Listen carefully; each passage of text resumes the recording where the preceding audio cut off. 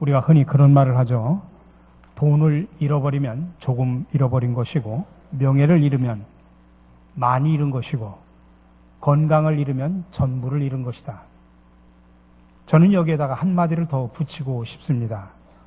신앙을 잃으면 영원을 잃은 것이다. 내가 소중히 여기는 무언가를 잃는다고 하는 것은 큰 아픔이고 상처입니다. 내가 열심히 땀 흘려 수고를 해서 노력을 했는데 사업이 부도가 나서 하루아침에 모든 재산을 잃어버린다면 얼마나 가슴이 아프겠습니까? 내가 지금까지 차곡차곡 쌓아온 명예가 하루아침에 무너진다면 얼마나 힘이 들겠습니까? 그렇게 건강했던 사람이 건강을 잃고 병원에 입원했을 때 그 고통은 얼마나 크겠습니까?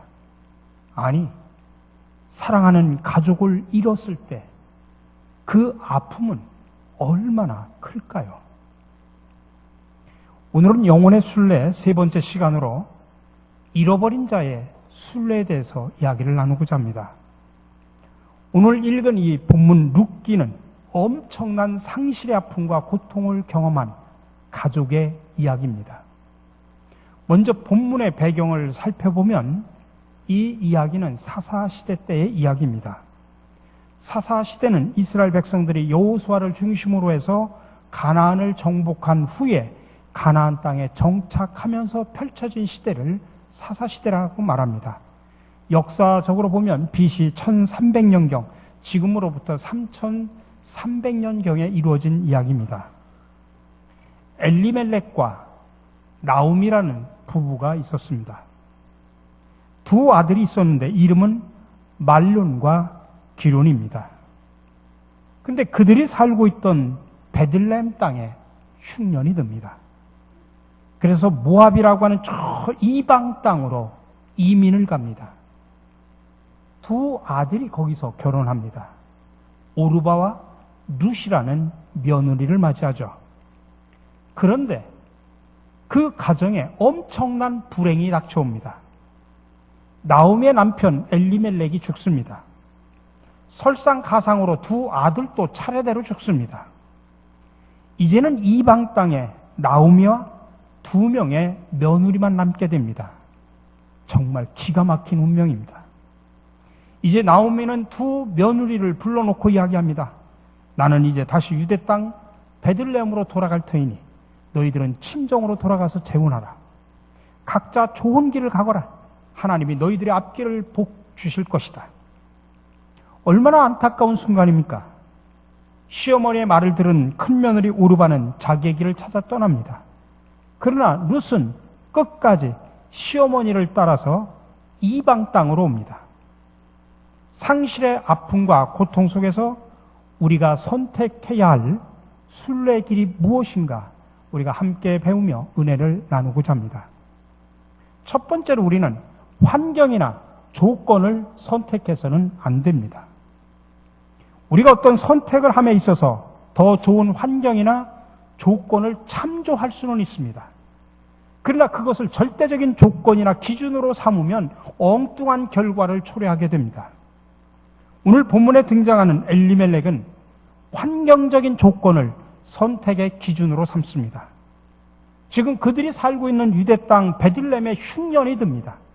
근데 그들이 취한 제일 먼저 한 행동이 뭡니까? 그들은 하나님께 묻지 않았습니다. 지극히 인간적인 생각과 판단으로 이방 땅 모압 땅을 선택합니다. 적어도 신앙이었던 엘리멜렉은 그렇게 쉽게 선택해서는 안 될 사람이었습니다. 엘리멜렉, 그의 이름의 뜻은 하나님은 나의 왕이시다라는 뜻입니다. 엘리라는 말은 나의 하나님이고 멜렉은 왕이라는 뜻입니다. 그래서 나의 하나님은 왕이시다라고 하는 그런 의미입니다.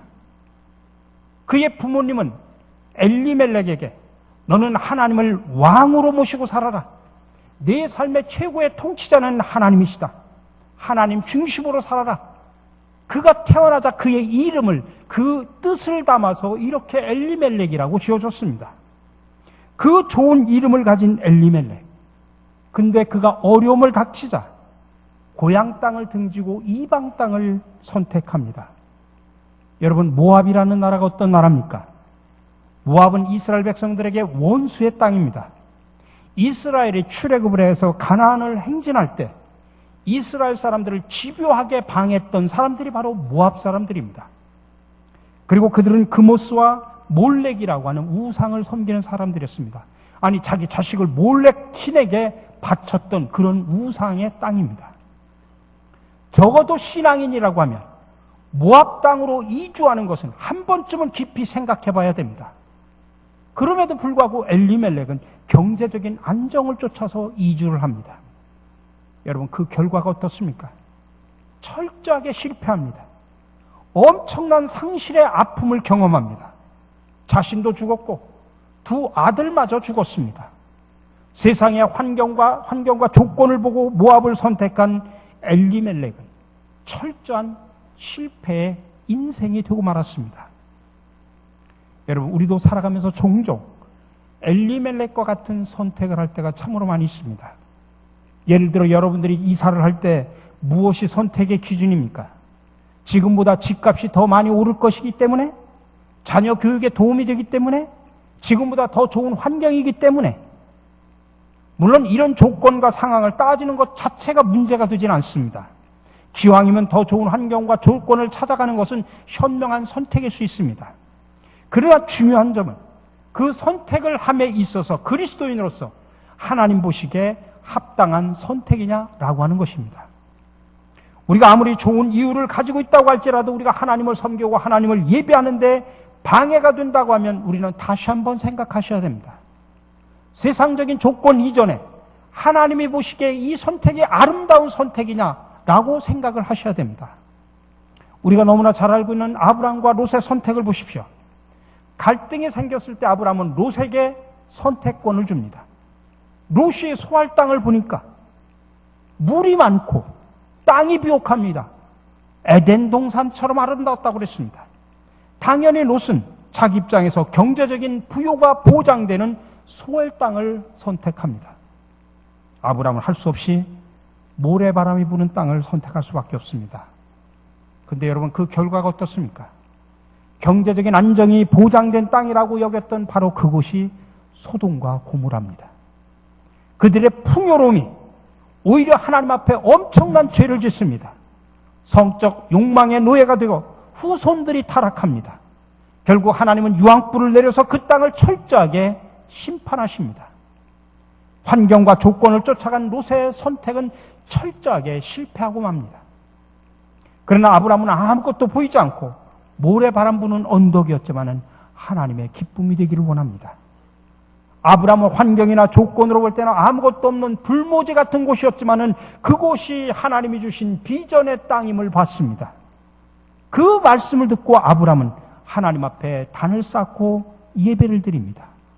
그 결과 아브람은 믿음의 조상이 되었고 복의 근원이 되었습니다. 그러니 여러분, 환경이나 조건이 먼저가 아니라 하나님이 주신 비전을 먼저 품으시기 바랍니다. 환경적으로는 좋지 못할지라도 그것이 하나님을 섬기는데 더 좋은 환경이라고 한다면 그곳에 머물러 하나님의 도우심을 구하시기 바랍니다. 그 가운데 하나님의 은혜가 임합니다. 더 풍성케 하시고 창대케 하는 축복을 주심을 믿으시기 바랍니다. 여러분, 세상적으로 성공하고 하나님 앞에 실패하면 그것은 실패한 겁니다. 그러나 세상적으로 볼 때는 미련하고 어리석은 모습 같지만은 하나님 보시기에 아름다우면 그것이 진정한 아름다운 선택이고 그것이 바로 성공과 축복의 길임을 믿으시기 바랍니다. 두 번째로, 하나님이 기뻐하시는 길을 선택하십시오. 톨스토이의 민화에 보면 어느 작은 시골 마을에서 태어난 세 형제가 청년이 되어서 이제 도시로 가는 길에 세 갈래길, 갈림길을 만납니다. 그 세 형제는 세 갈래길에 각자 다른 길을 선택해서 각자의 길을 떠납니다. 오랜 세월이 흐른 후에 어느 도시에 한 강도 사건이 일어납니다. 강도가 가게에 침입해가지고 주인을 해치고 돈과 물건을 도둑질했다가 결국 붙잡힙니다. 이 강도와 가게 주인, 그리고 이 두 사람을 재판하는 재판관, 이 세 사람이 한 형제였습니다. 그러니까 각기 다른 길을 선택해 떠났던 세 형제가 재판관, 강도, 가게 주인이 되어 법정에서 만난 겁니다. 여러분, 이 세 형제의 인생이 왜 이렇게 다르게 되었을까요? 재수가 없어서? 운이 없어서 그럴까요? 아닙니다. 인생의 모든 것은 선택의 결과입니다. 그래서 선택이 중요한 겁니다. 오늘 본문에서도 한순간의 선택이 얼마나 중요한가 우리에게 보여줍니다. 한순간의 선택이 평생을 좌우하고 더 나아가서 가문의 영광, 운명을 좌우하고 역사까지 바꿔놓는 바꿔놓을 수 있다고 하는 교훈을 우리에게 지금 주고 있습니다. 나오미와 두 며느리. 여러분, 이 세 사람의 선택을 한번 살펴봅시다. 나오미는 육신적인 선택을 합니다. 나오미는 다시 고향으로 돌아가겠다고 선택을 합니다. 남편과 두 아들을 잃고 떠나온 지 10년 만에 빈 털터리로 돌아간다고 하는 것은 쉬운 결정 아닙니다. 자존심 상하는 일입니다. 오늘 읽지 않았던 그 앞에 부분 6절 7절에 보니까 그 여인이 모압 지방에서 여호와께서 자기 백성을 돌보시사 그들에게 양식을 주셨다 함을 듣고 이에 두 며느리와 함께 일어나 모압 지방에서 돌아오려 하여 있던 곳에서 나오고 두 며느리도 그와 함께하여 유대 땅으로 돌아오려고 길을 가다가. 지금 나오미에게 중요한 것은 사람들이 나를 어떻게 볼까? 실패했다, 뭐 이런 것이 아니라 빈털터리로 왔다, 이게 중요한 게 아니라 지금 먹을 게 중요합니다. 그 여인이 모압 지방에서 여호와께서 자기 백성을 돌보시사 그들에게 양식을 주셨다 함을 듣고 먹을 것 때문에 선택을 한 겁니다. 쉽게 말하면 인간적인 선택입니다. 육신적인 선택입니다. 물론 인간적으로 보면 정말 잘한 선택입니다. 그러나 영적으로 볼 땐 정말 잘못된 선택입니다. 8절에도 나옵니다. 나오미가 두 며느리에게 이르되 너희는 각기 너희 어머니 집으로 돌아가라. 그 말은 우상 숭배하는 그곳으로 돌아가라, 그 말입니다.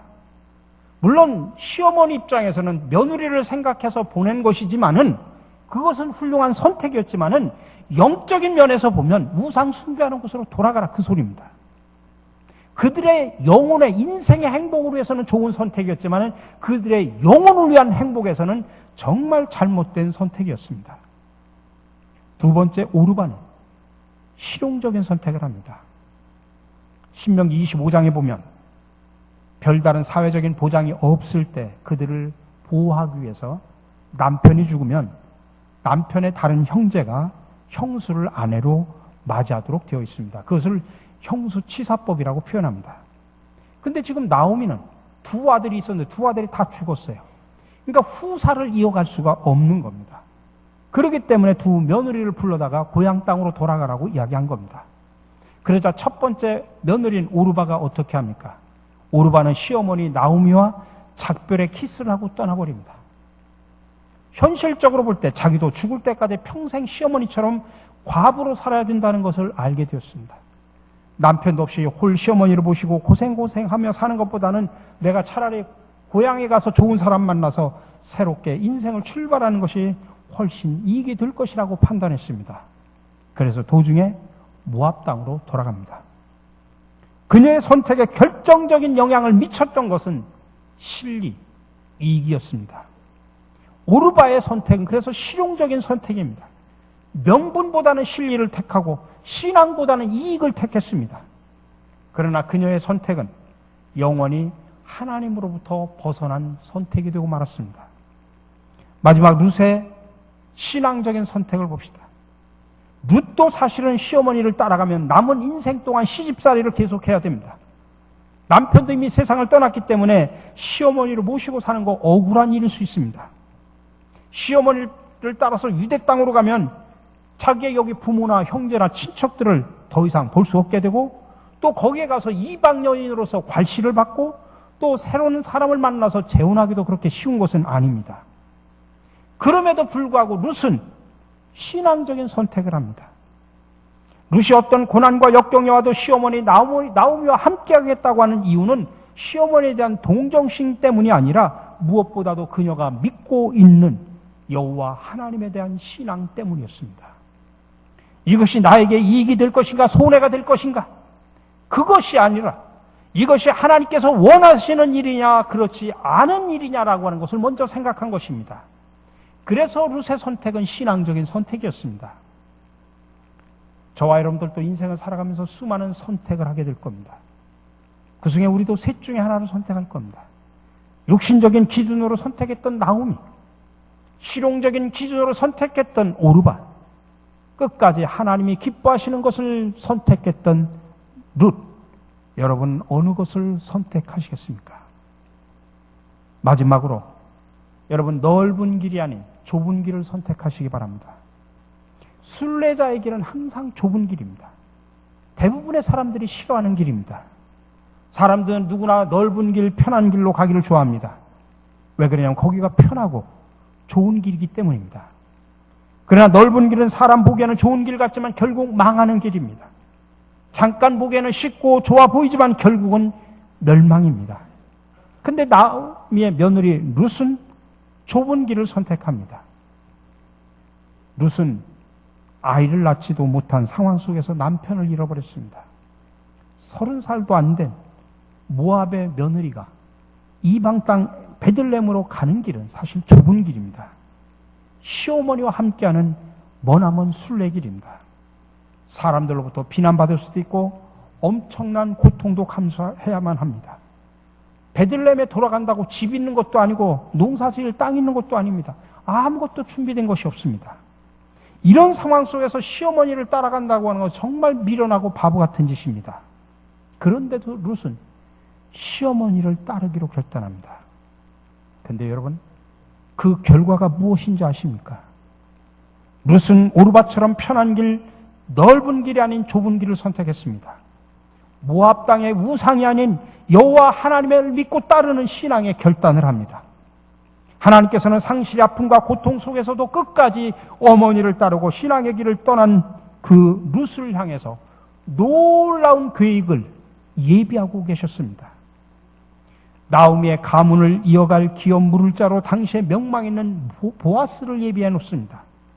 보아스는 이 룻의 효심에 감동받아서 그를 지극히 그를 돌봐주고 나중에 그와 결혼합니다. 그래서 룻의 후손을 통하여 다윗 왕이 이 땅에 태어납니다. 그 다윗의 후손을 통하여 온 세상을 통치할 메시아 예수 그리스도가 오십니다.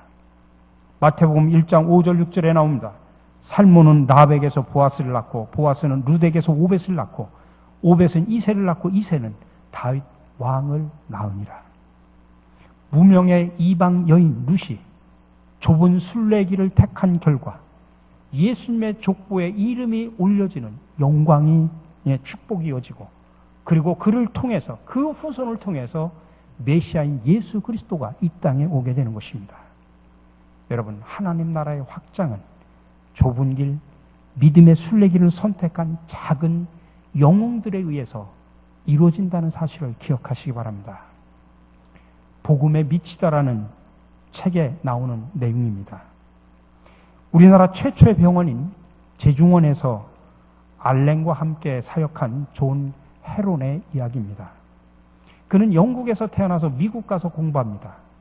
테네시 의과대학에 수석으로 합격을 하고 개교일에 그 학교에서 제일 공부를 잘하는 학생이었습니다. 그래서 모든 사람들의 기대를 한 몸에 받고 학교에서도 열심히 공부해서 교수가 돼서 학교를 빛내주기를 원했습니다. 그러던 어느 날 헤론은 맥클레이 선교사의 선교 보고를 통해서 조선이라는 나라를 듣습니다. 그 순간 그는 가슴이 뜨거워져서 조선이라는 나라를 가슴에 품습니다. Your kingdom come. 자신을 통해서 조선이라는 나라에 하나님의 나라가 이루어지기를 소망합니다. 그래서 조선의 선교사로 가기로 작정을 합니다. 그러자 모든 사람들이 만류합니다. 근데 거기에 또 하나 걸림돌이 뭐냐면 그는 약혼녀가 있었습니다. 그녀는 화려한 삶을 꿈꾸면서 결혼식 할 날만 고대하고 있는데 웬 날벼락 조선으로 가겠다는 이야기입니다. 남자가. 그녀는 그 남자의 마음을 돌이키려고 조선에 대해서 연구를 합니다. 결론적으로 조선은 미개한 나라요, 가난하고 굶어 죽는 나라요, 정치적으로 불안한 나라요. 조선의 말이 너무 어렵기 때문에 가면 안 된다고 조목조목 반박하면서 설득합니다. 그럴수록 헤론의 마음은 더 조선을 품고 기도합니다. 속히 약혼녀의 마음이 변화돼서 자기와 함께 조선에 가서 선교하기를 하나님 앞에 간절히 기도합니다. 결국 약혼녀와 함께 세상의 모든 부귀 영화를 내려놓고 조선 땅으로 옵니다. 제중원에서 알렌과 함께 수많은 환자들을 돌보면서 복음을 전합니다. 그런데 웬일로 조선에 온 지 5년 만에 1890년에 그냥 숨을 거두고 맙니다. 어떻게 보면 그의 인생은 실패한 것처럼 보입니다. 정말 앞길이 창창했던 젊은이가 무모하게 선교사로 와서 헛되게 죽은 것 같습니다. 사람의 눈으로는 실패한 인생입니다. 근데 여러분, 하나님의 계획은 달랐습니다. 그의 죽음을 순교의 제물로 삼으셔서 조선을 더 놀랍도록 변화시키려고 하는 것이 하나님의 계획이었습니다. 헤론이 순교했다는 그 소식을 들은 에비슨이라는 의사가 뜨겁게 가슴이 타오르면서 그가 알렌과 헤론의 뒤를 이어서 조선에 와서 제중원을 맡습니다. 그리고 그는 미국에 갈 때마다 조선 땅에 학교와 병원을 지어야 됩니다라고 많은 사람들에게, 교인들에게 역설을 합니다. 그는 가슴에 학교와 병원의 조감도를 가지고 다녔다고 합니다. 그때 LH 세브란스라고 하는 사람이 반응을 합니다. 그래가지고 뜨겁게 가슴이 뜨거워져서 당시 2만 5천 달러를 헌금합니다. 그 돈을 가지고 와서 에비스는 남대문 밖에 있는 과수원을 사서 현대식 병원을 짓습니다. 그리고 1904년에 그 헌금한 사람의 이름을 져가지고 세브란스로 이름을 짓습니다. 이후에 세브란스 병원과 연희 전문학교를 통합해서 연세의대 부속 병원을 설립합니다. 존 헤론이 자신의 부와 명예를 포기하고 조선이라는 좁은 길을 선택한 결과 이 땅의 생명을 살리고 인재를 양성하는 놀라운 역사가 일어났습니다. 연세대학교와 세브란스 병원을 세우는 밑거름이 되었다는 이야기입니다. 사랑하는 성도 여러분, 사실은 이 땅에 와서 최상의 선택을 모범으로 보여주신 분이 바로 예수 그리스도이십니다. 예수님은 세상 사람들이 다 왕으로 모시려고 할 때 그는 피하셨습니다. 자기를 미워하고 핍박하는 자들을 향하여 끝까지 용서와 사랑을 베푸셨습니다. 십자가를 지시기 전 겟세마네 동산에서 마지막 피를 토하면서 한 기도가 뭡니까? 내 뜻대로 마옵시고 아버지의 뜻대로 이루어지기를 원하나이다. 예수님은 끝까지 십자가의 길, 좁은 길을 선택하십니다. 그 결과 죄와 사탄의 권세를 깨트리고 인류를 구원하는 생명의 역사를 이루십니다. 사랑하는 성도 여러분, 우리가 소중하게 여기는 무엇인가를 잃어버렸을 때 그 순간 우리의 선택과 결단이 정말 중요합니다. 이것은 비록 고통스러운 순간이었지만 환경과 조건을 따라가지 않았습니다. 하나님을 기쁘시게 하는 길을 따랐습니다. 편안한 길이 아닌 좁은 길을 선택합니다. 비록 그 길은 험난하고 힘든 순례자의 길이었지만 하나님은 모든 것을 예비하셨습니다. 기업 물을 자 보아스를 통해서 은혜를 있게 하십니다. 결국 예수님을 이 땅에 오게 하는 축복의 통로가 되어버립니다. 여러분은 지금 무엇을 잃어버렸습니까? 어떤 아픔이 있습니까? 여러분, 그 상실의 아픔에 얽매이지 마시기 바랍니다. 룻처럼 그 상실의 아픔을 뚫고 다시 일어서기를 간절히 바랍니다. 그 아픔 속에 다가오시는 주님의 위로와 축복의 손길을 경험하시기 바랍니다. 오늘 대림절 셋째 주일을 맞이합니다. 우리의 가는 길이 아무리 멀고 험할지라도 꿋꿋하게 믿음으로 순례길을 떠나시기를 바랍니다. 룻을 위해 보아스를 예비하신 것처럼 하나님께서는 우리에게 더 좋은 것을 예비하실 겁니다. 더 놀라운 은혜와 축복을 베풀어 주십니다. 생명을 살리는 축복의 통로로 만들어 주심을 믿으시기 바랍니다. 존 헤론의 아픔과 죽음을 통해 수많은 인재를 양성하는 학교가 세워졌습니다. 생명을 살리는 세브란스 병원이 만들어집니다. 저와 여러분 모두가 룻처럼, 헤론처럼 잃어버린 자의 순례를 통해 더 놀라운 은혜를 누리고 생명을 살리는 축복의 통로로 살아가시기를 주님의 이름으로 간절히 축원합니다. 사랑의 주님, 살아가면서 우리가 소중하게 여기는 그 무엇인가를 잃어버렸을 때 그 순간 올바른 선택을 할 수 있는 지혜를 주시옵소서. 세상적인 조건 이전에 하나님 보시기에 아름다운 선택을, 그래서 이것이 나에게 이익이 될 것인가 손해가 될 것인가를 생각하기보다 하나님께서 원하시는 일인가 원하지 않는 일인가를 생각하면서 신앙적인 선택을 할 수 있는 지혜를 주시옵소서. 그 길이 좁은 길이라 할지라도 주저하지 않는 용기와 믿음을 주시옵소서. 이 땅에 오셔서 십자가의 고난의 길을 지시며 인간을 구원하시어 최상의 선택을 모범으로 보여주신 예수 그리스도의 이름으로 기도드립니다. 아멘.